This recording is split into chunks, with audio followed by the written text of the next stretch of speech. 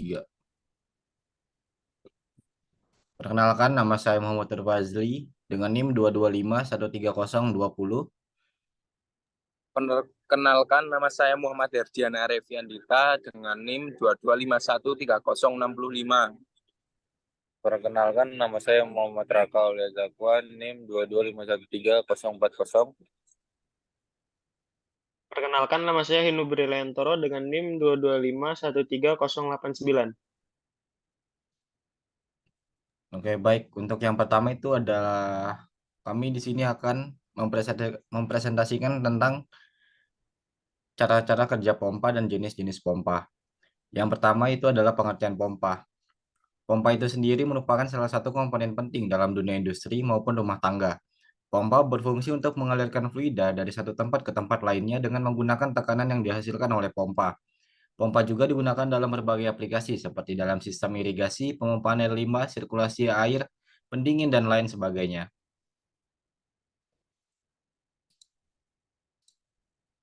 Yang pertama itu adalah jenis-jenis pompa. Yang pertama itu adalah pompa sentrifugal. Pompa sentrifugal adalah salah satu jenis pompa yang paling umum digunakan. Pompa ini bekerja dengan memutar impeller atau roda yang memutar di dalam rumah pompa. Impeller berfungsi untuk menangkap mempercepat fluida yang akan dialirkan.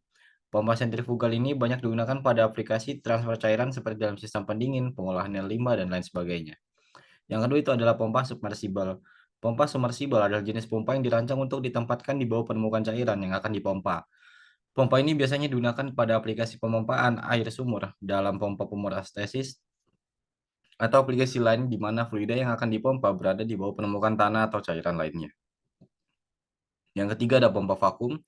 Pompa vakum adalah jenis pompa yang digunakan untuk menghilangkan udara atau gas dari suatu ruang tertutup.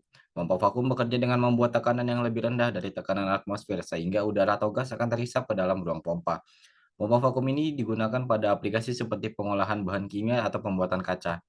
Yang keempat adalah pompa peristalik. Pompa peristalik adalah jenis pompa yang menggunakan tabung fleksibel dan gerakan berulang-ulang dari satu elemen peristalik untuk mengalirkan fluida.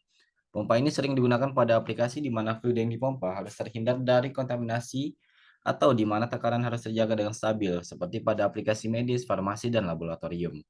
Yang kelima adalah pompa diafragm. Pompa diafragm adalah jenis pompa yang menggunakan membran fleksibel untuk mengalirkan fluida. Pompa ini biasa digunakan pada aplikasi di mana fluida yang dipompa harus terhindar dari kontaminasi atau di mana tekanan harus terjaga dengan stabil, seperti pada aplikasi kimia dan makanan. Keenam ada pompa gear. Pompa gear adalah jenis pompa yang menggunakan roda gigi yang saling berputar untuk mengalirkan fluida. Pompa ini biasanya digunakan pada aplikasi di mana fluida yang dipompa harus dipindahkan dengan kecepatan konstan, seperti pada aplikasi pelumasan mesin dan hidrolik. Yang ketujuh ada pompa sirkulasi. Pompa sirkulasi adalah jenis pompa yang digunakan untuk memompa fluida dalam suatu sistem sirkulasi tertentu. Pompa ini sering digunakan dalam aplikasi sistem pemanas, pendingin, dan sirkulasi air dalam kolam renang. Yang ke-8 ada pompa jet. Pompa jet adalah jenis pompa yang menggunakan aliran fluida untuk menciptakan tekanan rendah dan tekanan tinggi. Pompa ini biasanya digunakan pada aplikasi transfer air dan pengolahan air limbah. Yang kesembilan itu adalah pompa airless. Pompa airless adalah jenis pompa yang digunakan untuk mengalirkan cat atau bahan pelapis dengan tekanan tinggi. Pompa ini biasanya digunakan pada aplikasi finishing seperti pada perindustrian otomotif dan pembuatan kapal. Untuk bagian pompa airless bisa dijelaskan oleh Emre Fianidita. Silahkan. Ya, jadi saya akan menjelaskan tentang bagian dari pompa airless. Yang pertama ada motor. Motor merupakan komponen utama dalam pompa airless yang digunakan untuk menggerakkan pompa dan menciptakan tekanan tinggi yang diperlukan untuk mengalirkan cat atau bahan cat lainnya. Yang kedua ada piston. Pompa airless ini menggunakan sistem piston untuk menghasilkan tekanan tinggi, sehingga piston bergerak maju mundur dengan bantuan motor dan menghasilkan tekanan pada bahan cair yang dikeluarkan. Yang ketiga ada silinder. Silinder atau tabung adalah tempat piston bergerak. Piston berada di dalam silinder ini menghasilkan tekanan yang diperlukan untuk memompa bahan cair. Terus yang keempat ada inlet atau saluran masuk. Bagian ini merupakan pintu masuk bahan cair ke dalam pompa airless. Inlet biasanya terhubung dengan tangki atau wadah yang berisi zat cair yang akan dipompa. Terus ada outlet atau saluran keluar. Bagian ini merupakan pintu keluar bahan cair yang dipompa dari pompa airless. outlet terhubung dengan selang atau nozzle yang mengarahkan bahan cair ke permukaan yang akan dicat. Terus ada filter. Pompa airless sering dilengkapi dengan filter untuk mencegah partikel-partikel atau kotoran yang ada di dalam zat cair untuk menghambat masuk ke dalam sistem pompa yang menyumbat nozzle. Terus ada pressure control valve atau katup kontrol tekanan. Katup kontrol tekanan digunakan untuk mengatur tekanan keluar dari pompa airless. Pengaturan tekanan ini memungkinkan penggunaan untuk mengatur aliran dan kekuatan semprotan. Terus ada prim valve atau katup premier. Katup premier berfungsi untuk memulai aliran bahan cair melalui pompa saat pompa pertama kali dihidupkan atau setelah periode diam yang panjang. Terus ada manifold. Manifold adalah bagian yang mengarahkan aliran bahan cair ke pompa nozzle atau selang. Manifold ini dapat memiliki beberapa jalur atau cabang untuk menghubungkan lebih dari satu selang atau nozzle. Yang terakhir ada nozzle. Nozzle adalah ujung dari selang yang memancarkan bahan cair dalam semprotan. Nozzle dapat memiliki berbagai ukuran lubang dan pola semprotan yang dapat disesuaikan dengan sesuai kebutuhan aplikasi. Cukup.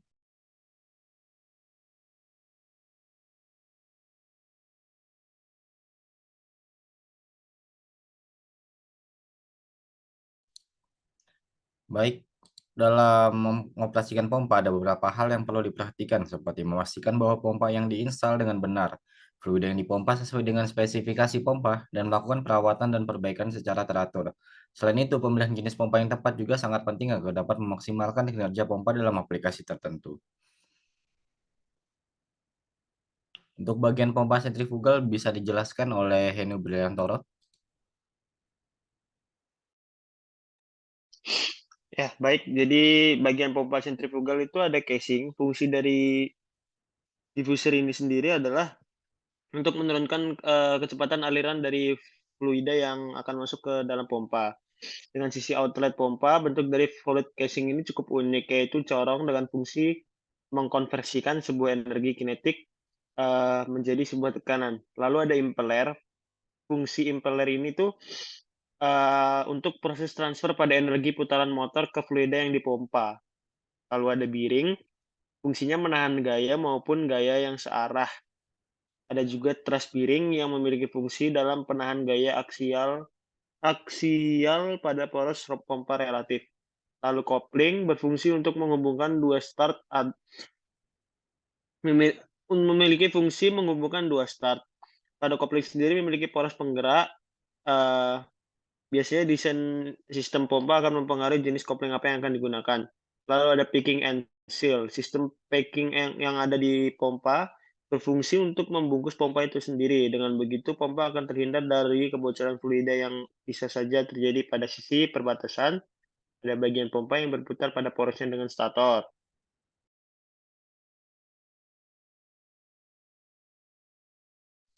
Untuk bagian pada pompa vakum bisa dijelaskan oleh Raka Aulia Zakwan. Bagian pompa vakum. 1. Mesin penggerak. Mesin pompa air ini memiliki sesuatu mesin penggerak yang berupa dinamo atau elektromotor. Dinamo ini berupa rangkaian gulungan yang terdiri dari rotor dan stator yang akan berputar apabila dihubungkan ke sumber listrik. Dan putaran dinamo inilah yang akan bertugas untuk menggerakkan putaran impellernya. 2. Ada kapasitor.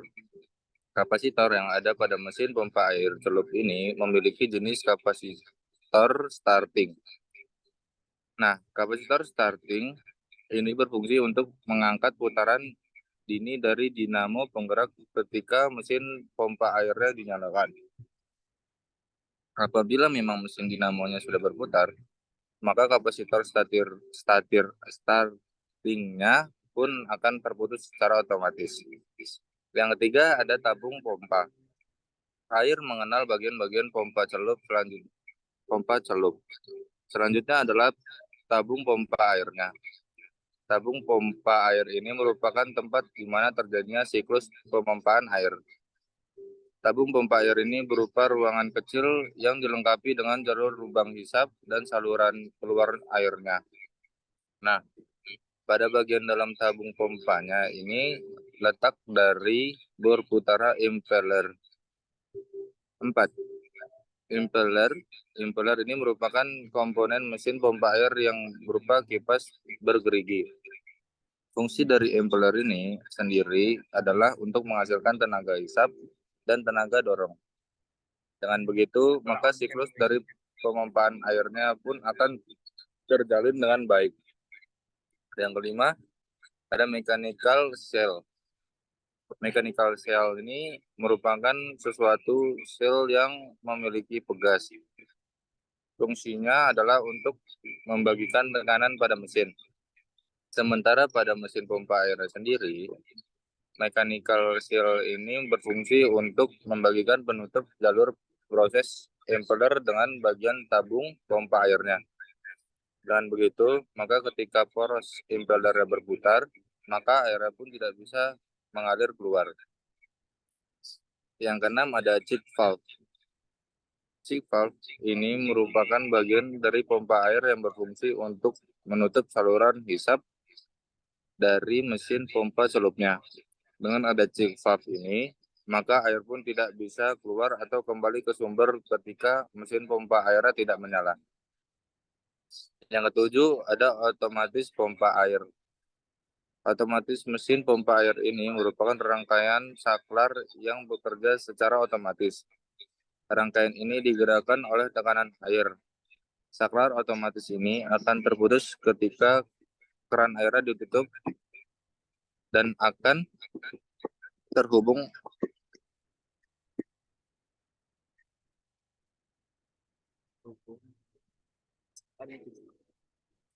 saat airnya dibuka. Oke, baik. Untuk selanjutnya,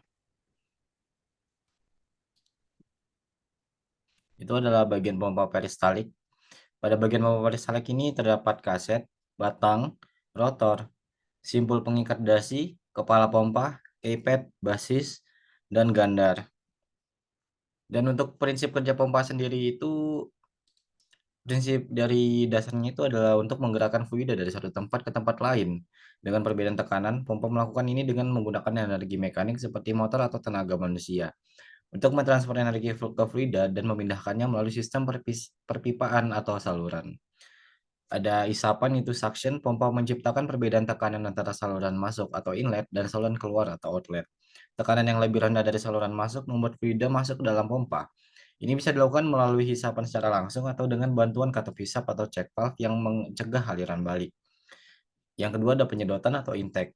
Setelah fluida masuk ke dalam pompa, pompa menggunakan mekanisme seperti impeller, piston, atau rotor untuk menggerakkan fluida. Gerakan ini menyebabkan fluida melalui saluran-saluran dalam pompa.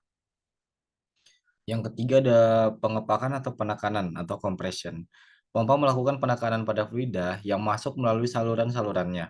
Tekanan yang dihasilkan oleh pompa memanfaatkan fluida dan mendorongnya ke saluran keluar. Prinsip ini berlaku untuk pompa-pompa seperti pompa sentrifugal, pompa piston, pompa roda gigi, dan lain sebagainya. Pemindahan atau discharge. Fluida yang telah ditekan oleh pompa kemudian dipindahkan melalui saluran keluar atau saluran pemompaan ke tujuan akhirnya. Saluran keluar dapat terhubung ke pipa, tangki, alat, atau sistem yang membutuhkan pasokan fluida. Dalam beberapa jenis pompa, seperti pompa jet dan pompa airless, prinsip kerja sedikit berbeda dengan menggunakan hisapan dan penekanan yang berbeda. Namun, pada dasarnya, tujuan utama dari semua pompa adalah menghasilkan aliran fluida dan menciptakan perbedaan tekanan. Dan untuk penggunaan pompa dalam teknik lingkungan terkait air bersih dan air limbah, dapat dijelaskan oleh Muhammad Effendita. Ya, baik, saya akan menjelaskan penggunaan pompa dalam teknik lingkungan terkait air bersih dan air limbah. Untuk penyediaan air bersih ini, pompa digunakan untuk memompa air dari sumber air seperti sumur, sumur bor, sungai, atau danau ke sistem distribusi air bersih. Pompa ini dapat memindahkan air dari sumber ke tangki penyimpanan atau langsung ke jaringan pipa yang mengalirkan air ke rumah tangga, gedung, atau area lainnya. Terus ada pengelolaan air. Dalam proses pengelolaan air, pompa digunakan untuk memindahkan air melalui berbagai tahap permunian seperti filtrasi, pengendapan, aerasi, atau filtrasi membran. Pompa juga digunakan dalam proses kimia untuk menambahkan bahan kimia seperti koagulan atau disinfektan ke dalam air. Yang ketiga ada drainase dan perataan air.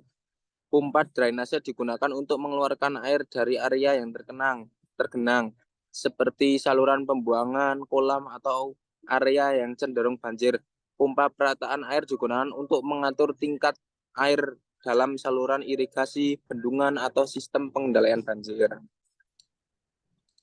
Baik, untuk selanjutnya boleh dijelaskan oleh Henu Baldiantoro.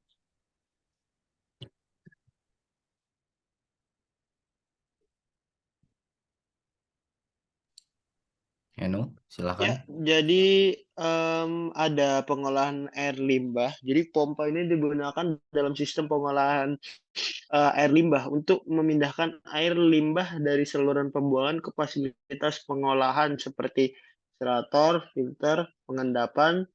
Lalu juga pompa digunakan dalam proses pengeringan lumpur limbah. Lalu ada irigasi. Dalam sistem irigasi, pompa digunakan untuk memindahkan air dari sumbernya seperti sungai, sumur, atau waduk ke lahan pertanian atau taman. Pompa irigasi memastikan pasokan air yang cukup untuk pertumbuhan tanaman. Lalu yang keenam ada pengendalian banjir. Dalam situasi banjir, pompa darurat digunakan untuk memindahkan air yang berlebih keluar dari daerah terendam, seperti kota, jalan raya, gedung. Pompa ini membantu mengurangi dampak banjir dan menjaga keamanan lingkungan. Pompa dalam teknik lingkungan terkait air bersih memiliki peran vital dan memastikan pasokan air yang aman dan menjaga keseimbangan lingkungan. Dalam setiap aplikasi, pemilihan pompa yang tepat berdasarkan kebutuhan dan kapasitas yang diperlukan. Sangat penting untuk menjalankan fungsi dan performa yang optimal. Baik, sekian presentasi dari kelompok kami. Kurang lebihnya mohon dimaafkan. Wassalamualaikum warahmatullahi wabarakatuh. Waalaikumsalam warahmatullahi wabarakatuh.